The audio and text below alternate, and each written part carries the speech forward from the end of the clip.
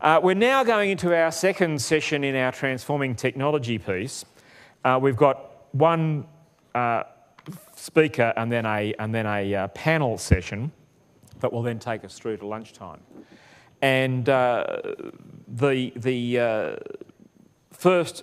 speaker is a pretty famous person around the globe. I mean, I was just telling Robert that in Australia I've had, because he's going to Australia after here, I've had all these people telling me how excited I should be because I'm going to get the chance to meet Robert in Australia. And I'm saying, well, I'm seeing him in Auckland on Monday. You know, just to prove that you're ahead of Australia. 2 hours. Well, 2 days in this case. Robert's going to talk to us about a few things, but I know some of the data that he uses. It just made me want to ask a question before he starts, and I hope this doesn't destroy it. We've got a few people who are using devices in the room, be they smartphones or tablets. I'm just wondering, and there's free Wi-Fi in the room. I'm just wanting to do a straw poll. How many of you are using the free Wi-Fi in the room right now? And how many of you are using 3G connection? Okay, as well. I think that might play into one of the parts of the data, but I'm not sure if he's using that piece of data. It's a really interesting one when you're talking about the future with high-speed broadband. So, look, without any further ado, Robert needs no other introduction than other to be told that Robert Pepper leads Cisco's global technology policy team, working with governments across the world, and he works with audiences in Auckland as well. Please welcome Robert Pepper. Thank you very much, David. I appreciate that. I'm not sure if famous. I think of myself as a recovering regulator. Right? I wake up every morning, look in the mirror, and say I'm a regulator, but I haven't regulated today. It's part of the 12-step program. Now, you know, I've been at Cisco now about 6 years after having left the FCC in Washington, where at the FCC, what I did was I led a very small strategy group. Right? There were about 16 of us versus 2,000 people at the rest of the commission. And we were looking at what was the future. So Gerd, I really enjoyed your talk. And I can tell you that regulators globally are sort of coping with these questions of what is convergence and what does it mean? And we'll maybe get into that also into the conversation. So I'm going to talk really about 4 things. One is work that we've done mapping what we call ICT ecosystems globally, and specifically look at New Zealand, where New Zealand falls on that. Second, consumers driving demand for broadband, based upon some work that we've done with something called the Visual Networking Index. And then I'll talk about data released less than a week ago, last Tuesday, in our latest study, which was the Mobile Visual Networking Index. And then talk about how we work globally with governments to develop strategies for going forward in that world. Well, let me just ask a question. How many people here know what a zettabyte is? Okay, there's 1, 2, 3, almost as few, and Gerd, of course. Actually, there are fewer people who know what a zettabyte is than we're using the 3G connection. Although, you know, you don't have to pay global mobile roaming rates or data rates for knowing what a zettabyte is. A zettabyte is a 10 to the 21st. It's a huge number. And we forecast that by 2015, the global internet actually is going to reach, across the internet, approximately a zettabyte a year of traffic. So, you know, 966 exabytes, you round it, it's a zettabyte. Why is that important? Well, first, it's 8 times more traffic than all IP traffic generated across the net in 2008, just to put that in perspective. And I'll come back to that and why it's important. But first, let me talk about this project we've done, this study looking at mapping ecosystems, what we call ICT ecosystems, and where New Zealand fits on that. And the punchline, by the way, is that it's very good news for New Zealand. So this is based on a study that we did for the first time for the World Economic Forum's Global Information Technology Report in 2008, and we've updated the data each year since. And what you can see here from the World Economics Forum Country Network Readiness Index, New Zealand has improved virtually each year. One year it went down, some years it stayed the same, but net, in terms of the net readiness index, right? New Zealand went from 2004 from 23rd in the world to 18th, right? So it's going in the right direction. And then what we've done is we've taken these data and we've built out a map based upon globally available information from the World Bank, the ITU, World Economic Forum, just standard data, built a model, and on the vertical axis, right, the y-axis, we have this ecosystem index that includes policies for ICT, market dynamism, business climate, how easy is it to develop a business generally, and then specifically things like competition and connectedness and teledensity in ICT. On the x-axis, it's the infrastructure. It's the network infrastructure of households with a PC, secure internet density, mobile subscriptions, availability of soft infrastructure, capabilities, training, scientists, engineers, et cetera. And we've mapped 110 countries. Now, not surprisingly, if you're in the lower left, right, you have a poor ecosystem. It's not causal. It's really too difficult to do that. But the correlation is poor ecosystem, poor infrastructure. This is, by the way, not broadband. I'll talk about broadband next.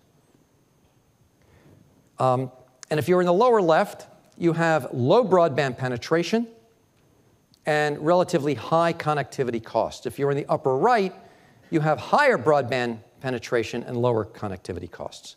New Zealand does pretty well. I know that's going to surprise some of you because I've had conversations about the high price of broadband here. But again, this is not just about broadband.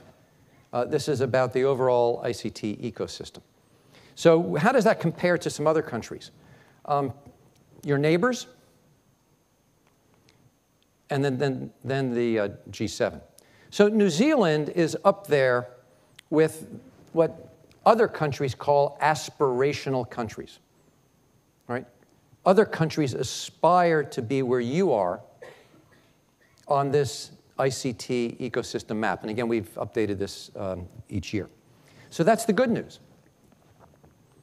Now let's take a look at where New Zealand is in this zettabyte error, right? It's okay, but it's not as good as what I've just shown you. And that's really for the conversation for the rest of today and tomorrow. So the data here are based upon this Visual Networking Index study. We're now in our fifth year computing the study. And it looks globally at the consumption of data across networks, global networks and national networks. And through the models we've built and the network operators that we cooperate with, we are actually able to look at anonymized real traffic and the types of traffic. And what we've seen globally is that on a compounded annual growth basis, the traffic across the global internet is growing at a compounded annual growth rate of 32%. That's a lot. In New Zealand, it's actually growing faster than that. Now, what's interesting is that the forecast 2010, 2011, 12, 13, relatively slower incremental growth than later in this time series. And I think built into some of this is the later part of the time series takes into account some of the national plans with fiber. And I think there's some assumptions that this is actually going to work. If it doesn't, of course, there'll be a modification in the model. But again, we'll talk about that. The model's very dynamic, and each year we make modifications. So it's hard to remember that it was only 2 years ago, February 2010, that Apple announced the iPad. It wasn't available in the market until April of that year. So tablets, as we now know them, have only been around for about 22 months, right? And the forecast from 2011, which incorporated data from 2010, didn't even really incorporate tablets, and now, of course, we do. One of the questions I always get asked is, okay, so you just make these numbers up, right? You ever go back and check? Are they accurate, right? I was at a conference in Brussels, and a guy from, I think it was Morgan Stanley, got up, it may have been Chase, said, well, don't believe these numbers from Cisco. They like big numbers, and they sell more routers. That'd be great, but that's not why we do it. So actually, we went back and checked. And what you can see is that based upon the forecast, and then going back and looking at what the real numbers were, we were pretty close, but we actually were conservative. The actual growth that we saw across the globe on the internet from 2005 out to 2010 actually exceeded what we had forecast. So we're pretty confident in these data. 4 things drive growth: the number of subscribers as they grow, the capabilities and speeds of the networks, the number of devices that are connected, and then the applications that drive the demand, the media-rich applications. So, in New Zealand, we're forecasting that essentially everybody, almost every man, woman, and child, will be online by 2015, up from about 3 million today. And we're forecasting that each person in New Zealand, on average, will have 3.5 devices. Right? People in this room already have more than that, I assume. Right? Just think about it. And those devices are going to be consuming traffic that is going to grow, as I mentioned, at this 40% compounded annual growth rate, right? Up to, it's going to actually, be 3 petabytes. A petabyte is 10 to the 15th, right? Huge amounts of data.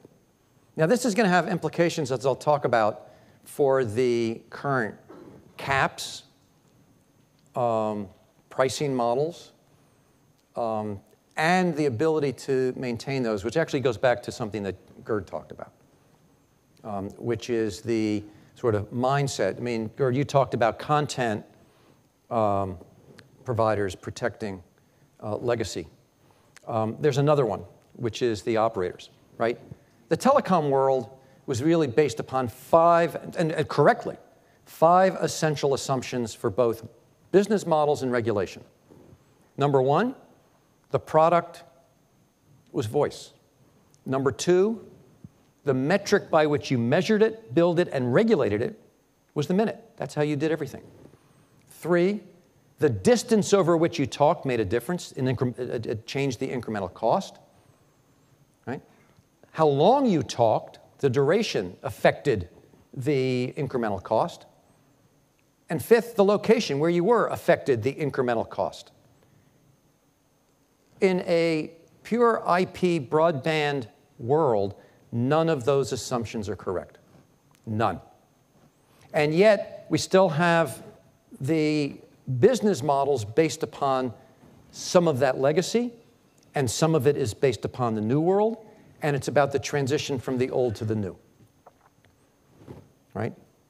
And that's part of the parallel, the flip side, or maybe the other side of the mirror, Gerd, from the legacy models on protecting content, which you talked about, and how do we make this transition in terms of the connectivity across networks that are going to be broadband. In New Zealand, we're forecasting that the average internet user will generate about 14 gigabytes of traffic per month in 2015. That's up from an average of 1 gigabyte per month last year, or into the end of 2010. How does that compare? What is that? Is that big or small? Well, let me just give you some comparisons. In Australia, today, or I'm sorry, 2010 data, right? The average user in Australia was consuming 3 gigabytes per month, 3 times New Zealand. The US and Western Europe, the average user was consuming 14 gigabytes per month. And the forecast for the US, right? And by the way, so the forecast for New Zealand for 2015 is about 14 gigabytes. That is what was the US average user and the average household in the US was consuming 2 years ago. Right? So the growth is over 500%, but in 5 years, New Zealand will be where the US and Western Europe were 2 years ago. Right? And in the world that Gerd talked about, that's not good enough. In terms of the average household, if I can get this to, doesn't want to move. There we go. Whoop. Let me go back one. Can you go back one more? There we go. The average household in New Zealand will increase over almost 700%, from 4 gigabytes per month to 33. How does that compare? In the US and in Europe, in 2010, the average household consumption was about 48 gigabytes. And it's forecast by 2015 in the US to be about 110, in Europe about 99. So call it 100 gigabytes per month. So again, huge growth in New Zealand. But New Zealand in 2015 is forecast to not even be where the US and Europe were 2 years ago. Again, not good enough. Now, what's driving the demand globally, including here? Turns out it's video. We're forecasting that about 61% of the global traffic is going to be video. But video does not just mean traditional linear broadcast television, whether it's terrestrial or cable TV or satellite. The largest category is internet video to the PC long form, some of the things that Gerd talked about. But another very large category is short form. Short form is defined as 7 minutes or less. Why? That's YouTube. The YouTube video, right, is driving a huge amount of this demand. The fastest growing category is going to be internet video to the television. Every medium to high-end television sold this last Christmas had either a Wi-Fi or an Ethernet connection. People want to watch their video on a big screen, a large form factor. And that internet video is not necessarily linear television. And what's happening now, the question is, so who's going to create the content? That was raised in the last session. Last week, the Hollywood studios, multiple Hollywood studios, announced they are starting to create content exclusively for the internet. And that content exclusively for the internet is going to bypass the contracts of the traditional cable and satellite and broadcast providers. The studios are going to make it available directly to end users. So it's going to be a new stream of content being made available. Second, all of the current short-form video providers that are referred to sometimes as the over-the-top providers, including the YouTubes and the Facebooks, are beginning to create, if not their own content, what they're doing is they're collecting entrepreneurs, small producers, who are going to create both short-form and long-form video exclusively for the internet. That's going to be local as well as regional as well as global. And so it's going to be much more bottom-up television. Consumers become producers. So this notion of the video being controlled through contracts, which is correct, and there's this sort of, how do you move that legacy? There's an end run that's developing, which is the creation of new video content from new sources by the content providers who want to reach the consumer directly. And that is going to be very disruptive to existing contracts, but it's going to drive the demand.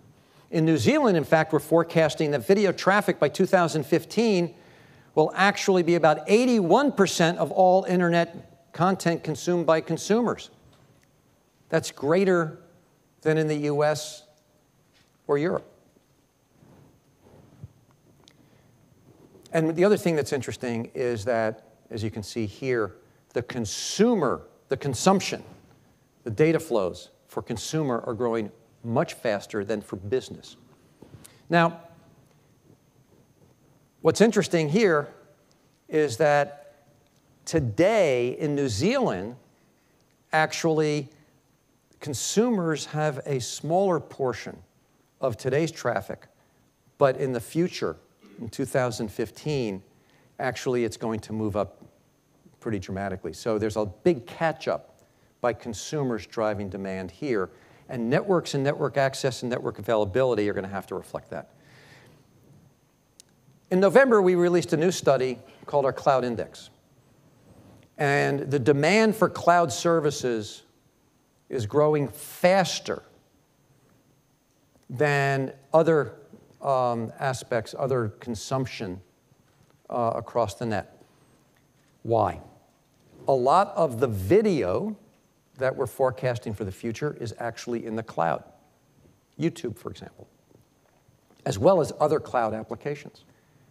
The reason that this is important, and I'm going to come back to this because it has huge implications for the type of network that we need, is that we, as part of this Cloud Index study, we looked at cloud readiness and what kind of networks are required for basic, intermediate, and advanced cloud services. And for advanced cloud services, right, networks have to have latency, a delay of less than 50 milliseconds. There are virtually no broadband networks in the world, very few. There's some very few that actually can meet that test. People tend to think of broadband as unidimensional, right? Can everybody get 2 megabits per second, 5 megabits per second, 10 megabits, 100 megabits, a gigabit? In reality, of course, broadband is multidimensional. It is download speed, but it's uploading as well, and it's latency, and it's jitter. The first three are the most critical. Having networks that are more symmetric as we move into the cloud and end users generate content and upload their video to Facebook, networks are going to have to be more symmetric so that you can do upload as well as download. And if you want to have access to advanced cloud services, low latency. You can't do low latency over copper, right? The FCC recently analyzed networks in the US. They took a look at copper versus fiber, and they found that fiber networks had latency about 50% lower than copper. Right? This has huge implications for the rollout of fiber here in New Zealand. Now, this is not just about fixed networks. It's about mobile as well. So last week, as I mentioned, we released our latest mobile visual networking index. So these data are new, and it was a forecast from 2011 to 2016. And what we're forecasting is that the global mobile data traffic, boy, that's a mouthful to say, will increase 18 times 2011 to 2016 at a growth rate of 78%. And you'll notice here, what's interesting is there's a big jump between 2015 and 2016. And in fact, that increment is 3 times greater. Just the growth from 2015 to 2016 globally is greater than 3 times all of the mobile data traffic in 2012 we're forecasting.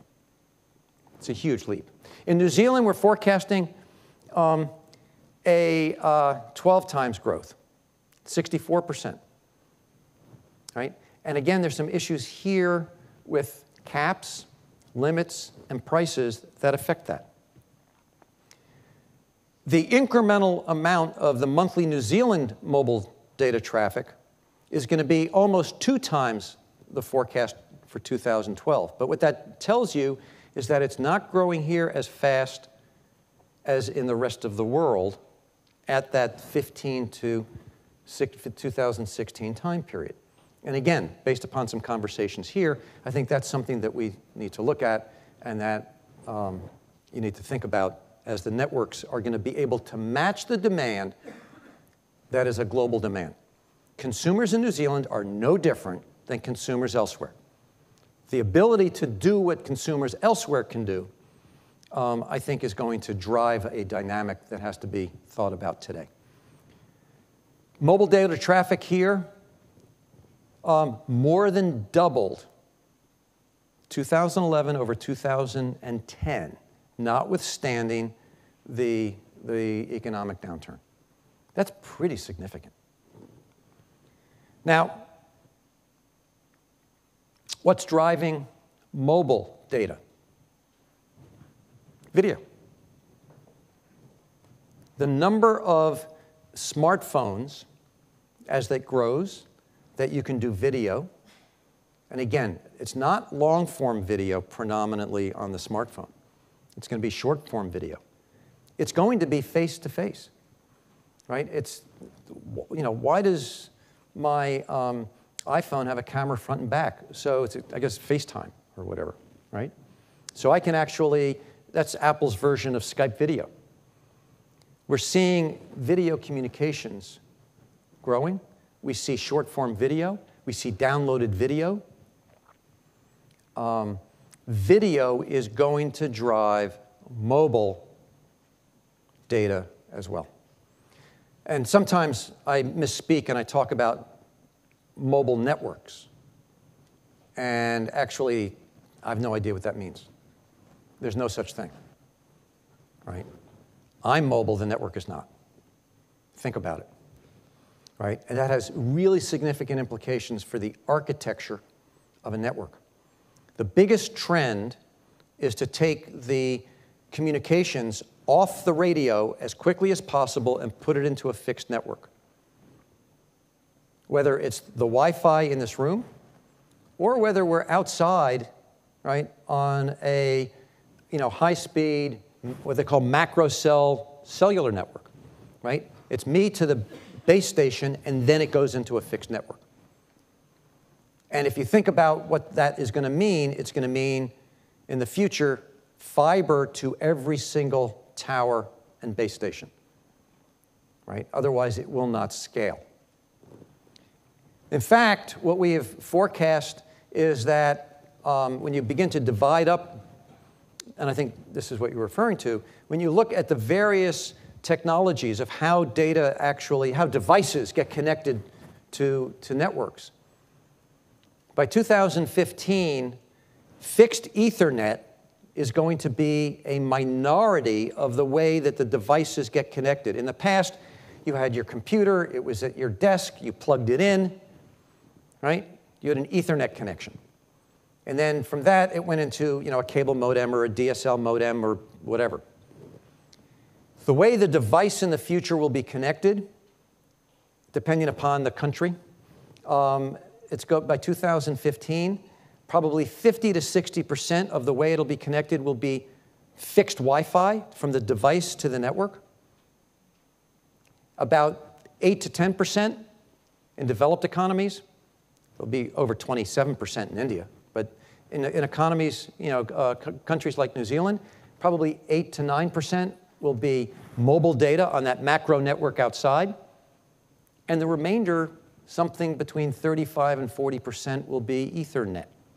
And the Ethernet component is declining. But that doesn't mean, right, that there's not going to be the need to connect into an Ethernet network at some point. But this is about the device. In addition, what we see here is that in the mobile world, the consumer traffic, just like on the fixed network, is growing faster than on business. Now, this also is important. Remember I mentioned that cloud services require low latency? What we're seeing across the globe, and we're seeing here, is that the percentage of the mobile data traffic that is going to be from the cloud is going to increase. Today, it's about 40%. It's going to be 2/3 of the traffic on your mobile device is going to be residing in the cloud. Again, not surprising since video is driving that. But to that extent, latency becomes extremely important for those advanced cloud services. Offloading. Between 65 and 85% of the use of a mobile device, my iPhone, my iPad, my Android phone, my mobile device, my smartphone, my GSM plain old voice phone,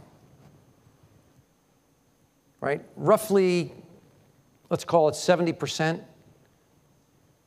in some countries it's higher, is indoors sitting down. I don't need to have connectivity to an outdoor macro cell network designed for high velocity travel, right? So the biggest trend that we're seeing, or one of the biggest trends we're seeing, is offloading. Offloading is not where you decide you look for a Wi-Fi hotspot, like here, and you move it over. But rather, it's where the device and the network does it for you because it's more efficient. You know, the video communications face-to-face or FaceTime on my iPhone will not work on the 3G network. In fact, it won't even try. It will only work on Wi-Fi because it's designed for that. In the US, my iPhone is on an AT&T network contract. My iPhone automatically looks for an AT&T Wi-Fi hotspot. I go into virtually any airport in the US, and my phone automatically switches to the AT&T Wi-Fi hotspot. All of my data traffic is offloaded. My voice stays on the 3G network, but voice doesn't use very much at all in terms of data.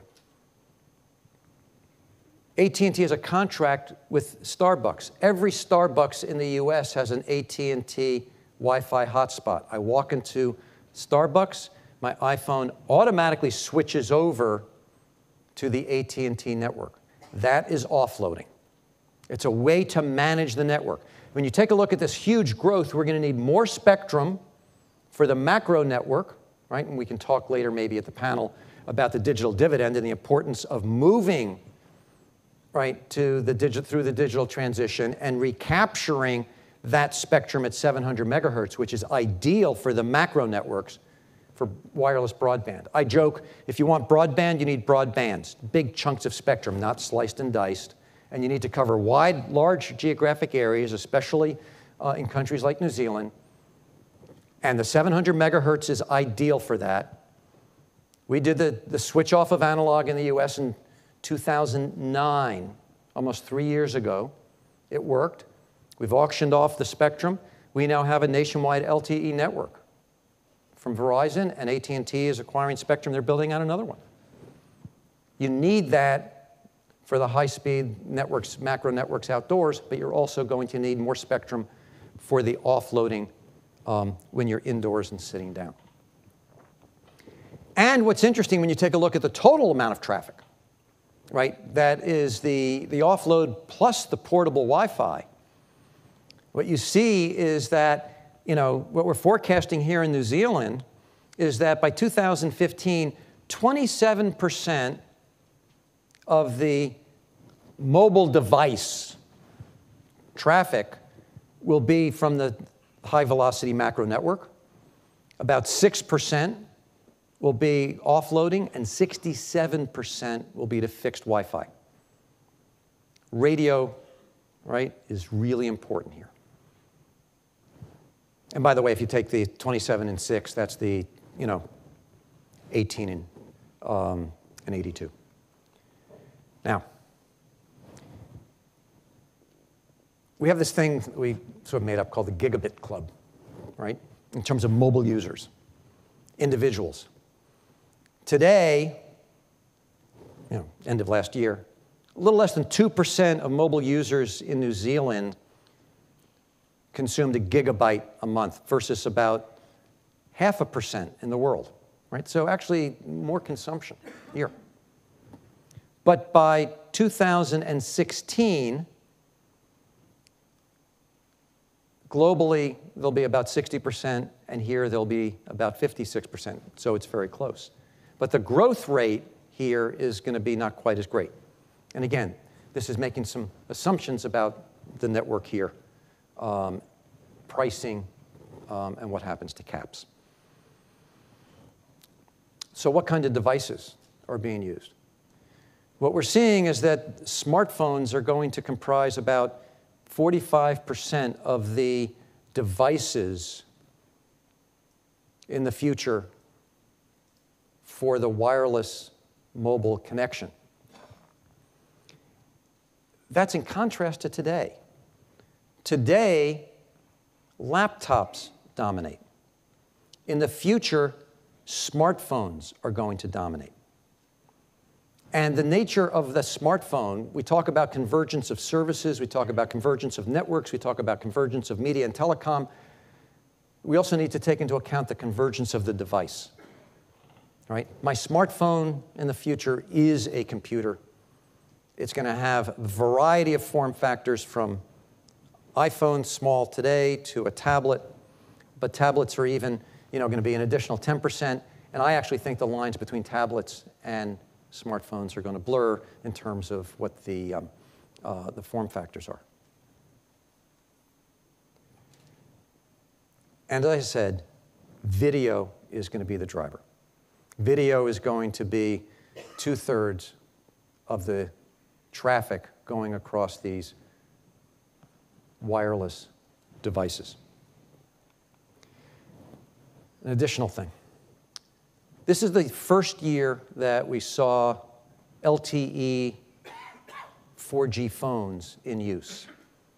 So we had no idea what the actual data consumption was going to be. And what we found is that a 4G phone consumes 28 times more traffic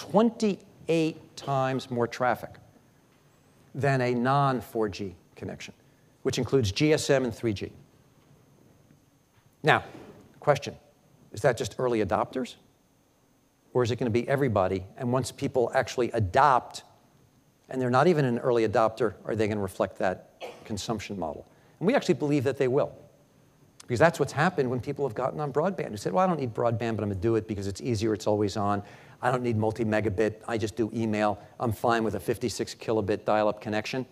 What happens? Number one, they'll never go back, right? Number two, they're consuming megabits, right? No longer 56 kilobits. So we think that this is actually going to be a dramatic driver.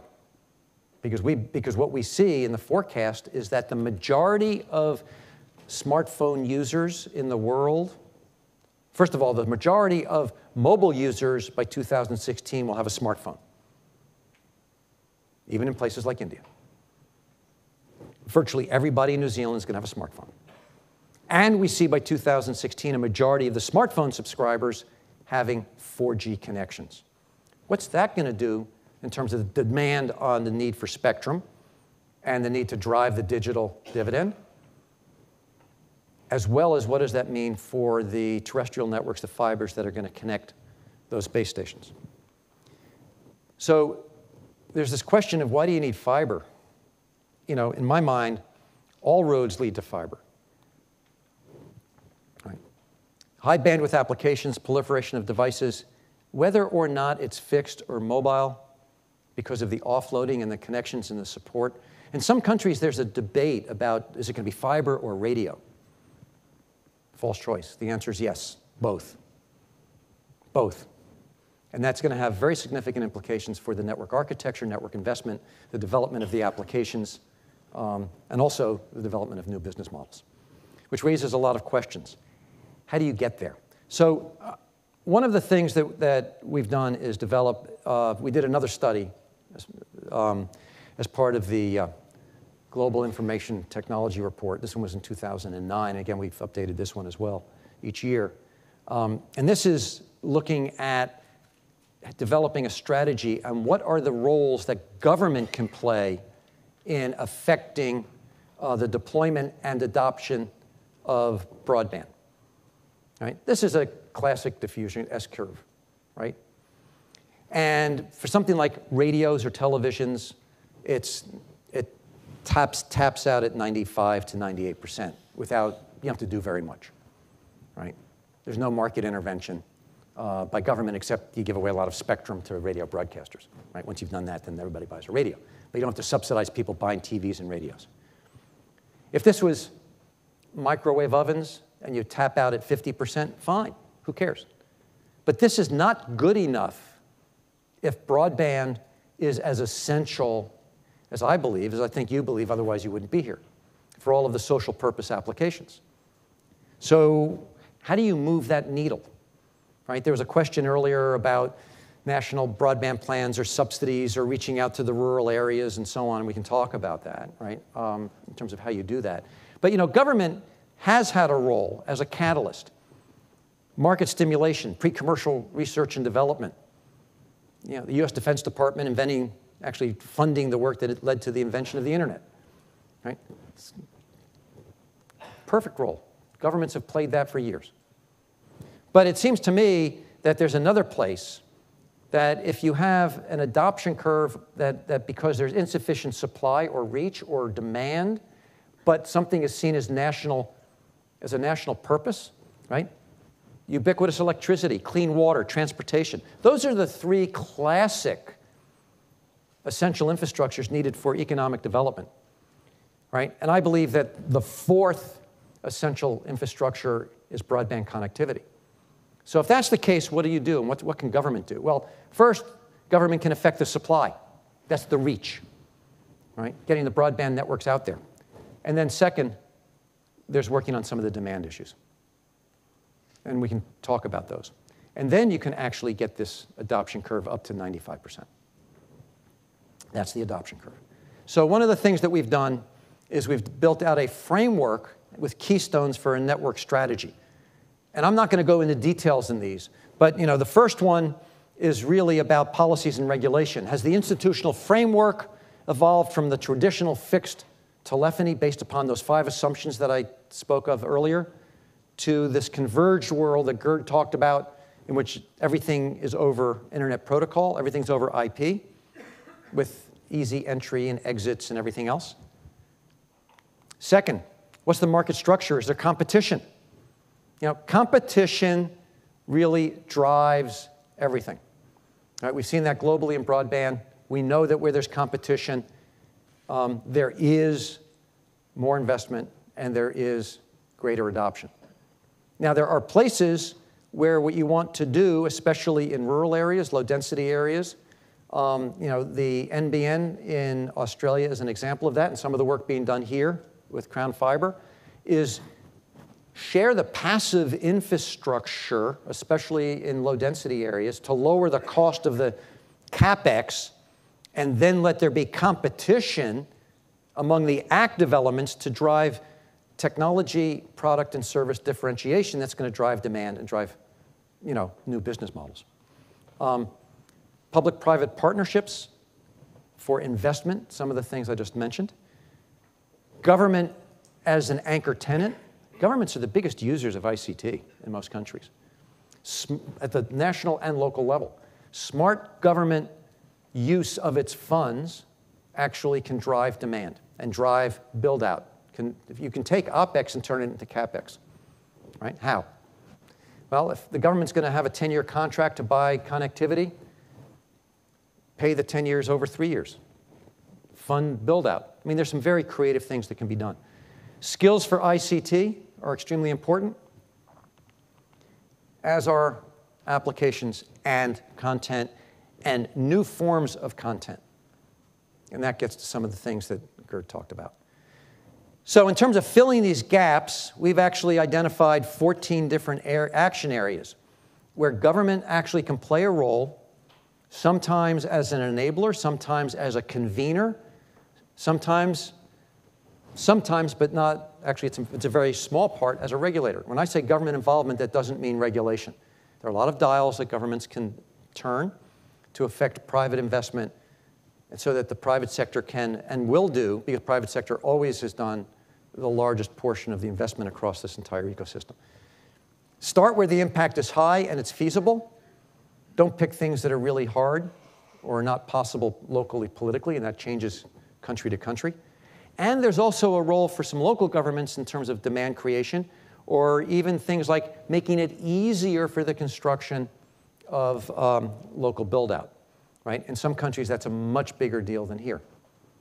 In the US, we have 50 states plus the District of Columbia regulating telephone companies separately, and each city grants a cable TV franchise. You know, there are over 30,000 local jurisdictions in the US. cable franchising is a nightmare, right? So there's some things that can be done at the local level as well, which may not apply as much here.